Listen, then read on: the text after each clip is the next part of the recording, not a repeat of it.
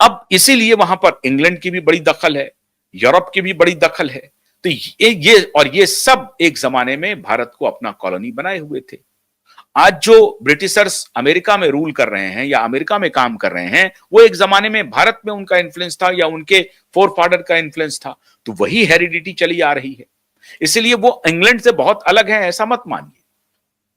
तो America England के साथ, अगर इंग्लैंड का इंटेलिजेंस एजेंसी इस मुद्दे पर काम कर रहा हो तो इससे आप बिल्कुल भी अनभिज्ञ मत रहिए। ये लोग काम कर रहे हैं, उनके एजेंडे पर है कि भारत को किसी भी रूप में यूनाइट नहीं होने दो। अगर भारत यूनाइट हो गया तो भारत के पास वो सामर्थ्य है, आर्थिक और सामरिक और राजनीतिक, ये तीनों सामर्थ्य है, और तकनीकी, चारों सामर्थ्य है जिससे भारत बहुत आगे निकल सकता है। तो अब सीआईए ने, अब ये जो पीटर नवारो हैं या होवार्ड लुटनिक हैं या लॉरा लूमर हैं, ये सब जो अपना स्टेटमेंट दे रहे हैं, वो इस बात की पुष्टि कर रहा है कि एजेंडा भारत को तोड़ने का जो है उसको प्रमुखता से इन्होंने हाथ में ले लिया है। अब इस एजेंडे को सफल कैसे बनाना है, इसके लिए ऑपरेशन मोदी उन्होंने तय किया है कि अगले 5-6 महीने में मोदी के खिलाफ देश भर में वातावरण तैयार करो। और इसकी सुपारी मिली है बहुत सारे लीडरों को। मैं डायरेक्ट नाम तो लेना ठीक नहीं है, लेकिन इन सबको यह सुपारी मिली है। खुलेआम सार्वजनिक मंचों से पत्रकारों तक की जात पूछी जा रही है कि आप किस जात के। पत्रकारों की जात, पत्रकार की क्या जात होगी आप बताइए। पत्रकारों को पूछा जा रहा है कि आपकी जात क्या है, खुलेआम। कौन पूछ रहा है यह बताने की जरूरत नहीं है। खुलेआम दिल्ली विश्वविद्यालय के एक प्रोफेसर, और संजोग से वो प्रोफेसर मेरे मित्र हैं बड़ी अच्छे, और मेरी आज से नहीं 25 वर्षों से मेरी उनकी दोस्ती है। बड़े दिल्ली यूनिवर्सिटी के बड़े सबसे नंबर 1, अभी उनकी रैंकिंग आई है, नंबर 1 यूनिवर्सिटी के, नंबर 1 कॉलेज के वो प्रोफेसर हैं। वो आग उगल रहे हैं वर्तमान सरकार के खिलाफ। एक संघ, एक जो संस्था है उसके खिलाफ आग उगल रहे हैं कि खुलेआम ये चैलेंज है कि उन्होंने कब्जा कर लिया, ये कर लिया, वो कर लिया। जनतांत्रिक तरीके से मोदी सत्ता में आए हैं। मोदी ने कोई सैनिक पलट नहीं किया है या किसी का तख्ता पलट नहीं किया है, कू नहीं किया है मोदी ने। मोदी चुनाव में गए हैं, चुनाव लड़े हैं, जीत करके आए हैं। देश की जनता ने मोदी को चुना है। फिर आप कहें कि उनके खिलाफ एकदम ओपन लड़ाई है, ऐसी भाषा का प्रयोग कर रहे हैं। क्यों? क्योंकि आप एक खास जाति विशेष से आते हैं और आपको इससे इम्यूनिटी मिली हुई है। और इसी पर हमारी जो विदेशी शक्तियां हैं, जो डीप स्टेट है और जो खास तौर से अमेरिकी इंटेलिजेंस एजेंसियां हैं, इन्हीं जैसे व्यक्तित्व पर काम कर रही है। इस कमीशन की रिपोर्ट को लागू करो, इसकी कमीशन को रिपोर्ट की लागू करो, माइनॉरिटी कमीशन हो गया, जाति जनगणना का खेल हो गया। ये सारे खेल पिछले 10-11 वर्षों में रफ्तार पकड़े हैं और अब वो, और समझिए कि आखिरी परिणति पर पहुंच गया है। जातीय जनगणना आज का विषय नहीं है।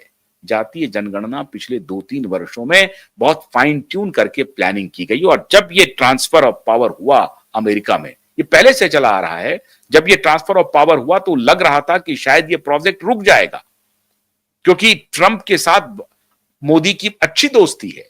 लेकिन ट्रंप जो गलती किया है उससे लग रहा है कि अब ये जो पीटर नवारो जैसे लोग जो हैं उनको बड़ी ताकत मिल गई है। उनको लग रहा है कि वो उस प्रोजेक्ट के हिस्सा रहे हैं। उनको लग रहा है कि अच्छा, अब ट्रंप और मोदी में तकरार हो गया है, यही मौका है जब हम अपना ऑपरेशन शुरू करते हैं। और ये ऑपरेशन वहां से प्रारंभ है। मित्रों, बहुत सारे लोग इस बात को जानते हैं कि अमेरिकी चर्च प्लानिंग कर रही है भारत में ऑर्गेनाइज्ड धर्म परिवर्तन का। और वहां पे जो अमेरिकी चर्च का जो भी करता धरता है, जो भी कंट्रोल करता है, उनके पास भारत के एक एक गांव की तस्वीरें हैं, एक एक गांव का मैप है, और उस पर वो रात दिन ब्रेनस्टॉर्मिंग करते रहते हैं कि किस गांव को कब तक धर्म परिवर्तन कराया जा सकता है, उसको क्रिश्चियन बनाया जा सकता है। तो ये जो टुकड़ों में तोड़ने की सुपारी है वो कई स्तर पर है, धार्मिक स्तर पर भी है, और उसमें इस्लाम भी बहुत हद तक शामिल हो गया है, ऐसा प्रतीत होता है। और दूसरी तरफ क्रिश्चियनिटी का धर्म पर परिवर्तन का जो जोर चल रहा है वो चल रहा है। अभी एक वीडियो आया था कि स्कूलों में जो हॉस्टल है वहां पर जबरदस्ती धर्म परिवर्तन का वीडियो आया था राजस्थान से। इस तरह की घटनाएं लगातार घटती जा रही हैं। तो भारत को पहले जातीय उन्माद में फंसाओ, सांप्रदायिक उन्माद में फंसाओ, दंगे करवाओ और मोदी को बदनाम करो और आर्थिक मोर्चे पर उन्हें परेशान करो, टैरिफ लगा दो ताकि आर्थिक रूप से भारत की कमर टूटे और मोदी के खिलाफ वातावरण बने। लॉरा लूमर कहती है कि अगर हम आईटी क्षेत्रों में आउटसोर्सिंग करना बंद कर दें तो आप कल्पना कीजिए लाखों नौकरियां चली जाएंगी, लाखों युवा बेरोजगार हो जाएंगे। और मैं शुरू से यह कह रहा था कि भारत की जो टेक कंपनियां हैं ये उनके लिए आउटसोर्सिंग कंपनी बन के रह गई है। इन्होंने अपना कुछ भी, हमारे इंजीनियर को इन्होंने इंजीनियर नहीं बनने दिया। आज वो बात सच साबित हो रही है और उन कंपनियों के लोगों ने अपना हित साधने के लिए हमारे इंजीनियर्स को उनकी रहमो करम पर छोड़ दिया। और आज अगर अमेरिकी कंपनियां इस तरह से फैसला लेती हैं तो सोचिए क्या नतीजा होगा। हालांकि ऐसा वो ले नहीं सकते।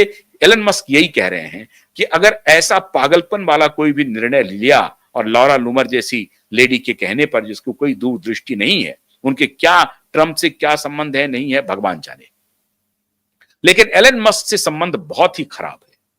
और अगर वो इस तरह के निर्णय लेते हैं तो अमेरिका भी तबाह हो जाएगा, खत्म हो जाएगा, अमेरिका चल नहीं पाएगा, क्योंकि सारा दिमाग भारतीयों का है। और भारतीय दिमाग से बैर लेकर के अमेरिका की खुद टेक कंपनियां ध्वस्त हो जाएंगी, चौपट हो जाएंगी। बहुत मुश्किल होगा अमेरिका को उभरना। क्यों? अगर मान लीजिए कि यहां से आउटसोर्सिंग बंद करते हैं तो किसी दूसरे देश में जाकर के उनको करना पड़ेगा, फिर वही इंफ्रास्ट्रक्चर, फिर वही इन्वेस्टमेंट, वो कहां से लाएगी? तो टेक कंपनियां तबाह हो सकती हैं, बर्बाद हो सकती हैं। तो भारत से कम ये जोखिम वो ले नहीं सकती है। लेकिन लॉरा लूमर कह रही है कि ये जोखिम लेना चाहिए अमेरिका को, ये सलाह दे रही है। और हॉवार्ड लुटनिक कह रहे हैं कि नहीं, भारत के ऊपर और इंपोज करना चाहिए टैरिफ। और वहां जातीय टिप्पणी कर रहे हैं पीटर नवारो। तो ये सारा कंसर्टेड एफर्ट चल रहा है और ये सब अमेरिकी डीप स्टेट के इशारे पर खेला जा रहा है कि भारत को इन सभी सेक्टर्स में घुटने पर लाओ, उसे तोड़ो और मोदी को विदा करो। यह है ऑपरेशन सीआईए। हम उम्मीद करते हैं कि हमारे देशवासी सीआईए की इस ऑपरेशन मोदी को ध्यान में रखेंगे और अभी कम से कम मोदी के साथ खड़े होने का वक्त है। बहुत बहुत शुक्रिया। नमस्कार।